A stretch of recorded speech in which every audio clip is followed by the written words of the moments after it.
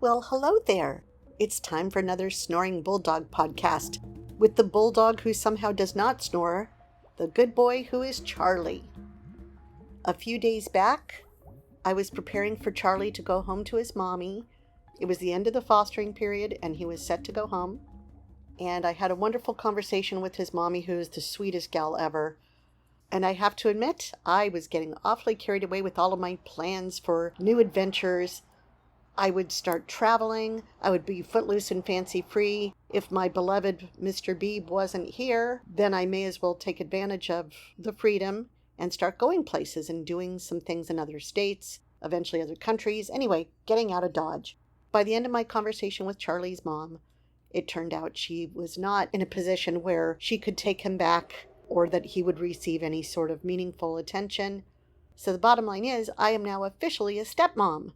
Good boy Charlie is staying with me through the duration of his life on this side of the Rainbow Bridge. So all of my big plans went immediately out the window. And for those who don't know, it turns out that he is incontinent. He has an accident several times a week. So I am right back to lockdown and messes, just like I was for 10 years with Molly. What have I gotten myself into? When Charlie does decide to move on, I will be without a pet for quite a while. I don't know what I was thinking. I wanted to be of service. Oi. So, speaking of being of service, on to a subject which has had people wagging their heads at me. I do not have reliable transportation, and it was a choice. When my car got totaled last year during the holidays, right before Thanksgiving, some wonderful, generous, kindly, loving tea travelers offered me their vehicle. It was perfect for moving, since I needed to get out of Dodge when the dog I cared for passed away. I was very grateful to get that vehicle in no uncertain terms. Artemis, as she's called, has a few ticks, as we all do. She's a little long in the tooth. A Jeep Cherokee from 1998 who's either possessed or just has an electrical problem. But her lights go on at all different times, day or night, whether or not I'm in the vehicle, whether or not it's turned on. And they drain the battery. And then I go to get in and it won't work. There's some other things wrong with her. So even though she's wonderful and I'm very grateful for her, she's not exactly reliable. I've taken it in several times to get fixed, spend a whole bunch of moolah, and the issue persists. With the idea of being able to pick people up who were unable to drive to events, I decided to get a second vehicle. And I thought I should get something that looks nice, that makes people happy to go in it. So when I had a little bit of money at the beginning of the year, I purchased a beautiful used, I like older cars, that's all there is to it, a beautiful champagne Mercedes convertible. Absolutely beautiful. Has anybody seen it or even heard me talk about it? I doubt it. I only drove it twice over 6 months. 7 months, actually. The thing turned out to be a lemon. I cannot begin to tell you how much I poured into this thing, only to have it in the shop constantly. It came back recently, and long story short, I ended up getting rid of it. I took a bath on it. Why did I do that, you ask? Well, I did it because it felt like the right thing to do, and that was the nudging I was getting from within. But as far as the reasons that backed up that decision, or at least made me feel better about it, there are a few. First of all, I live in a beach community, and there's no way I can have 2 cars. I can barely park one. There's nowhere to park. Second of all, if I'm driving everywhere, I'm missing out on the opportunity to walk in this wonderful community. And I need to get my bike out of storage. It's very hard to get to, so that's no easy task. But I do need to get it out and start riding places. I promised myself that once I got caught up with work and the weather got cooler, I would start walking and riding. That's happened this week. So it's time to make good on my pledge. The main reason was I decided to use the money, the teeny bit that I made from the car, which was hardly anything. I decided to use that instead. I thought there are more important things than having this little car. I'm going to use it to help friends in need. And so I took that money and I parceled it out to 4 individuals who are absolutely wonderful, who are going through some challenging times that include financial concerns. And so I gave the money to them instead. It seemed like a better use of the money than me having a cute little car that I'd have to pay insurance on and all this other stuff and find a parking place for. With that in mind, I no longer have reliable transportation. And since I'm in lockdown now with Charlie anyway, again, my life is stuck at home. My theory is if there's something amazing I want to go do, if I want to go to a musical in Hollywood, I shouldn't be going alone anymore anyway. I used to drive from Huntington to Hollywood all the time and, get out late at night in a dark parking lot down a long alley and then when I used to have a Jeep, driving my Jeep with no top and no doors, at midnight. Maybe that was okay then, but it's not okay now. And I don't even get to have a Jeep with no doors at this point. So if I really want to go to something amazing, I will invite a friend and I will bribe them to pick me up. That way, neither of us is going alone, walking in a scary parking lot. We will go together and I will offer to pay for gas and parking and treats and whatever it takes. But I don't need a car, really, because I'm not going to be going on my own. How will I get to our events next year? I don't know. Rent a car for the weekend, I guess.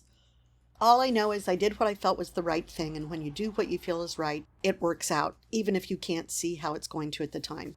So for those who ask if I could just run over somewhere, meet them somewhere, the answer is probably no. I don't have reliable transportation, and I am now stuck at home with an incontinent dog. I'm back into lockdown and also back into being very grateful for the opportunity to help this sweet dog, sweetest pet I've ever been around, and to help friends who are so deserving of anything I can do to assist them at a time that they are going through big challenges, trials and tribulations.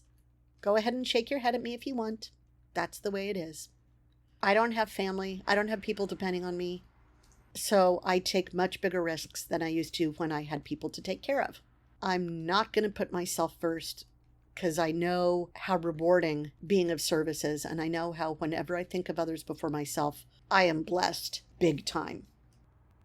We're going to go right to our most inquired about and commented upon program at the moment, which is the new membership program.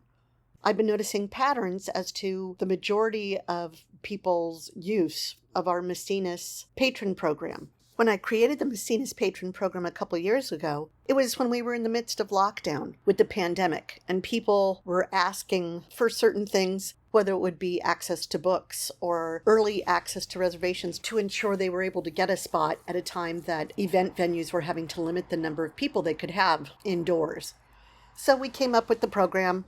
It served us well for a couple of years, but I've noticed patterns. Some people only want the books. Some people, very few, only want merchandise. A lot of you just want early access to events. So I thought, why make you pay for stuff you don't want?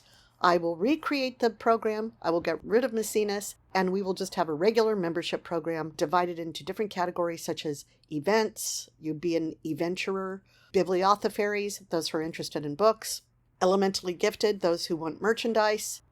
For the one or two people that are interested in courses, games, and that sort of thing, they would have access to that. So I thought it was perfect. You get exactly what you want instead of getting stuff you don't want. Apparently, it's confused the heck out of people. They don't want it. They just want to stick with what they have. Fine. I'll keep the Macinus program going, and for those who want a specific type of perk, you can join the membership.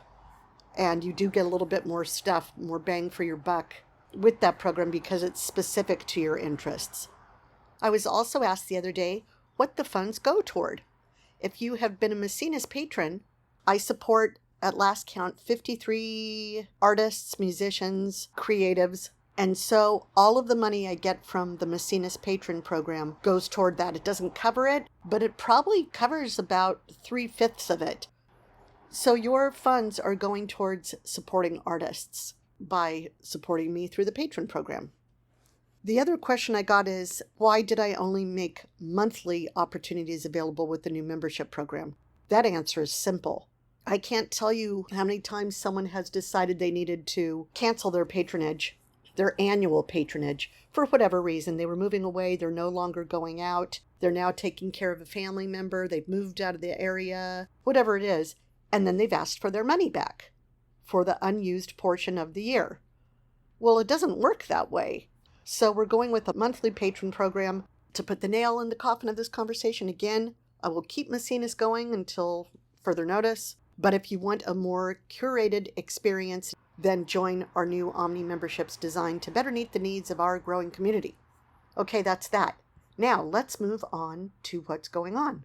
I'm not sure if I mentioned in any previous podcast that after long talks with travelers and especially a travel agent, we are not going to be doing any international travel next year. It's still too tricky. If it's one thing if you're going on your own, it's another thing if you're planning a trip for a group of people all with different needs, with everything from the new global entry pass to strict regulations about the size and weight of things to COVID protocols. So no international trips in 2023. 2024, we will hope to go to Victoria, British Columbia, and our UK trip with the prologue to Ireland and Scotland, the main trip in London, and the epilogue in Bath. I was looking at the schedule to see what we needed to do next year, and there is a lot of stuff to make up for because it was postponed. Here are some of the things we didn't get to do because they were postponed over the last few years. The Red Herring 1960s Spy Cruise, a tea trek to the Huntington Library, Paris in a Cup's Little Black Dress tea, which I hope will come back, our Beatrix Potter tea that was supposed to be at the Rancho Los Alamitos, our Land of Oz musicality, Charles Spratley's The Deep, Charles Spratley's Hotel Del Ghost Tour, The Princess Bride, Siren Soirees, our Apple Pine Pinups photo shoot. You probably didn't even know about some of these. They've been put on the back burner for so long. We've had to postpone some classes. There's a wonderful opportunity with Roxanne of Enchanted Storybook Portraits, where she will take you each season out in nature to teach a class on photography with your smartphone. We only got to do one Tea and Sympathy investigative agency solve a cold case over a hot cuppa tea. So we need to do more of those. We've had to put off the Golden Spike trip to Northern California, the Julian trip. So all of these things need to be handled to the best of our ability in 2023. Additionally, very wisely, Cheryl Turner from Paris in a Cup Online mentioned we need to do a couple of fundraisers for our Whimsicalidocious Arts nonprofit.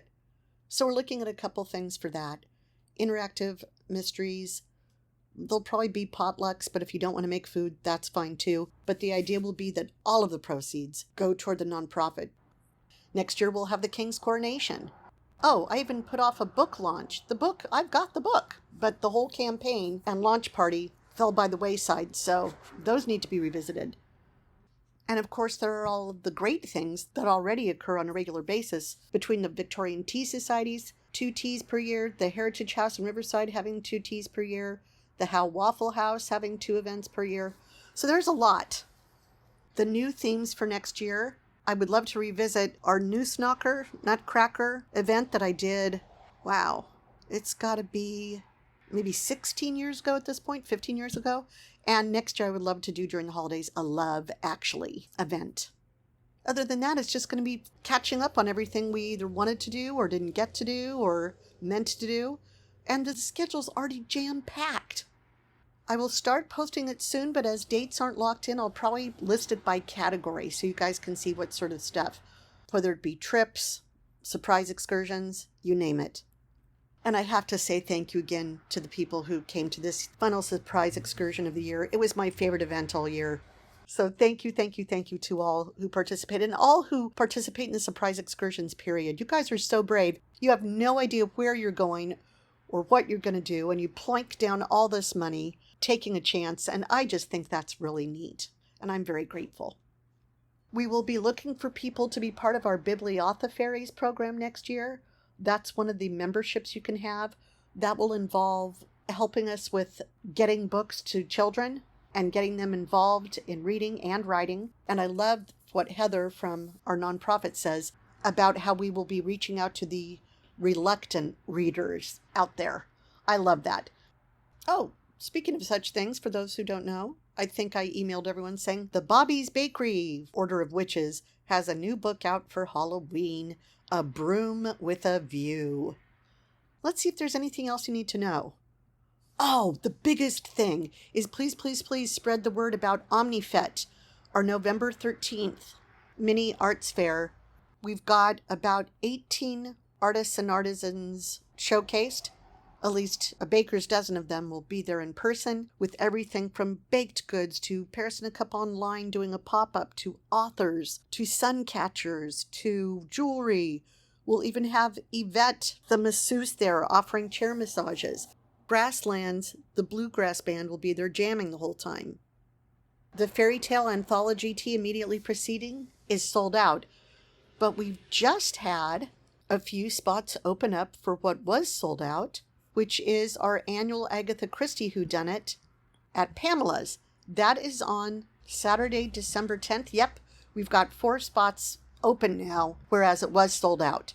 So if you'd like to go to the audience participatory annual Agatha Christie Christmas Whodunit, that will be at Pamela's, and you can play a role if you'd like. We also have 7 spots still open for the Sunday, December 4th, Holiday Harp and Sugar Plum Tea at the Four Seasons Tea Room in Sierra Madre. That's at 11 a.m., live harp serenade, just 7 spots left. And we're half full for December 17th's Christmas Story Tea, where if you're not careful, you may shoot your eye out. That is going to be held at McKenna's in Seal Beach on Saturday, this December 17th at 2 p.m. And that's it for the year for things that are open to most people. We will have a couple of other little activities. One is going to the Old King's Head during the week as a tea trek. I know that limits who's available to go. And then the other one, which I cannot find right now, is an opportunity to go to dinner during the holidays at Five Crowns in Corona Del Mar. If you're in Club 1111 and you'd like to go, get a hold of me. My voice keeps cracking. If you're wondering why, it's because I'm recording this at 4 a.m. because it's so loud where I live. Being on the urban edge is always loud. There are really loud motorcycles showing off. There are really loud sirens not showing off, just trying to get to emergency situations. So I have to record in the small hours, so to speak. November 19th, I purchased tickets for an Alice in Wonderland themed Clued Up Geo Mystery game that you play with your smartphone looking for clues in Long Beach. I believe we've got room for 8 people. If you'd like to go, let me know. If you don't know what it is, look for the words Clued Up spelled with 2 P's, CLUEDUPP. I have to look it up myself to see how it works, and we'll figure it out. It looks like the tea trek for Ye Old King's Head is tentatively scheduled for Friday, December 9th. That would be meeting there at 11 o'clock or 11:30 whenever they open. And then the Five Crowns one is Sunday, December 18th. And we will look forward to our wonderful Charles Spratley from Illusions of the Past being back in fine fettle in the next few months and able to do all the good stuff that he's had to put off. Okay, guys, I guess that's it. So we covered the most important thing, which is OmniFet on November 13th. Please come and please spread the word. It's free, drop in anytime between 1 and 3. We've got a flyer. We've got a press release if you need it. Again, 4 spots now available for the previously sold out Agatha Christie Christmas at Pamela's. 7 spots available for the harp and sugar plum tea at the Four Seasons. And a number of spots available for A Christmas Story at McKenna's. Can you believe we've only got about 9 weeks left in 2022? I feel like we just started 2020. What the heck? Well, I'm hugely grateful as always to all of you for everything you do to support tea rooms and the arts and artists and each other. And looking forward to a lot more of that, especially because, for example, OmniFet has a number of vendors whom you will recognize from our little community. Wishing you a wonderfully spooky All Hallows weekend. I will be spending it going to the cemetery tour in Long Beach and then tea at Dream Come True. Looking forward to seeing those who will be attending that. And after that, we head straight into November, the Heritage House, OmniFet, Alice in Wonderland Clued Up, and then it's the official holidays. It's December. My goodness. And now I think Charlie's starting to make some rustling noises. You awake, good boy, Charlie? Oh, in the shadows I can see his little tail wiggling. He's awake, not snoring, and just being a very good boy. We're going to go out for a ride in his new buggy today, which he absolutely loves. And we're going to wish you all a fun, abundant, surprisingly wonderful day. Hopefully you'll get to do something that makes you smile. Hopefully you'll get to do something that makes somebody else smile. So much love to you all. Cheriste song. Tuta.